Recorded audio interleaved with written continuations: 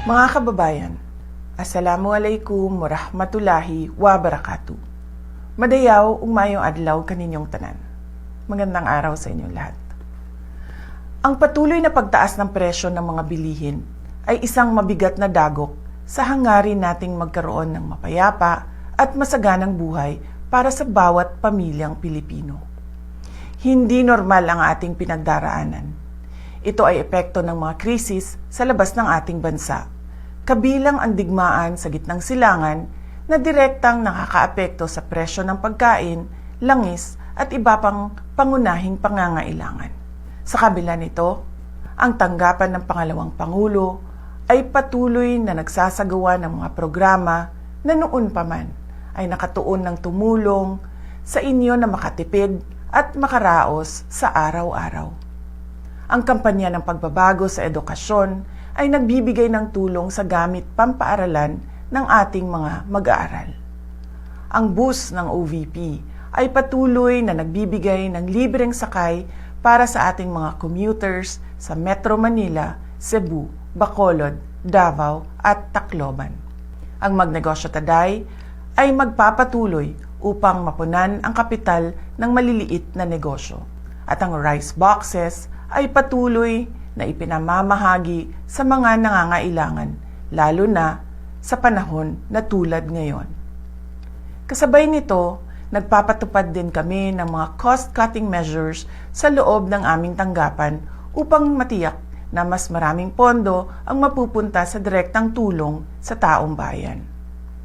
Hindi na itutuloy ng OVP ang pasidungog at kasarilayan sa buwan ng Hunyo.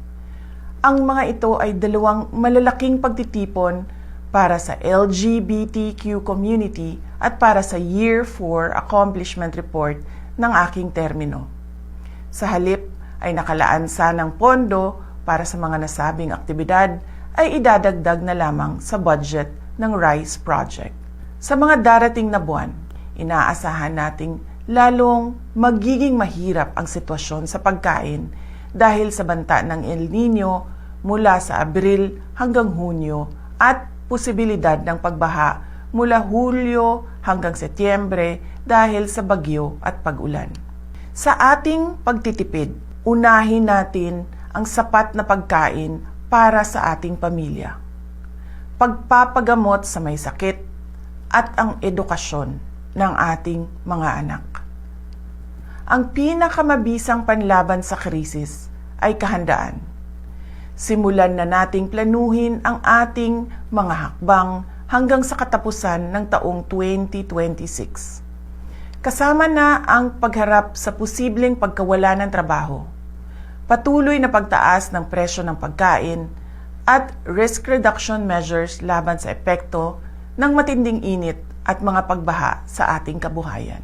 Maliit man ang tanggapan ng pangalawang Pangulo, makakaasa kayo na bawat isa sa amin ay patuloy na naglilingkod at naghahanap ng paraan upang makatulong sa taong bayan. Tayo ay isang bayang may matibay at malakas na pananampalataya sa Diyos. Kaya patuloy tayong manalangin ng taimtim at naway bigyan ang ating bansa ng lakas, gabay at pagkakataon tungo sa tunay na mapayapa at masaganang buhay. Syukran.